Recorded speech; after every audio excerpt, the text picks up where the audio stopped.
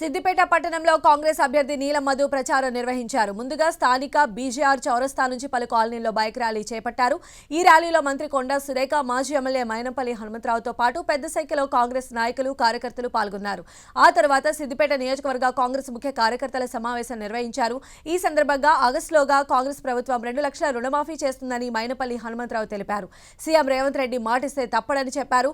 హరీష్ రావు, కేటీఆర్ రాజీనామా చేయాలని, ఆ స్థానాల్లో తాను రేవంత్ రెడ్డి పోటీ చేసి గెలుస్తామన్నారు.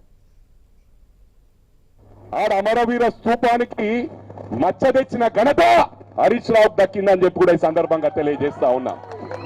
ఒకటి గమనించాలి, ఆ రోజు నేను చెప్పిన అమరవీర కుటుంబాలకు ఇస్తాము, నేను రాజీనామా చేస్తున్నా, దమ్ముంటే రాజీనామా చేయి, అమరవీర కుటుంబాలకు నా సీటు కూడా ఇస్తా, నీ సీటు కూడా ఇయ్యంటే సప్పుడు లేలే.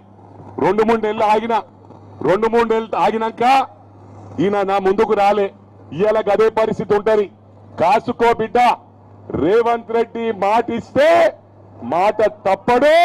ప్రమాణపూర్వకంగా తెలియజేస్తా ఉన్నా, ఆగస్టు 15 నాడు రైతులకు ఏదైతే రుణమాఫీ అన్నాడో 100కి 100 పాలు చేస్తాడని చెప్పి సందర్భంగా తెలియజేస్తా ఉన్నా.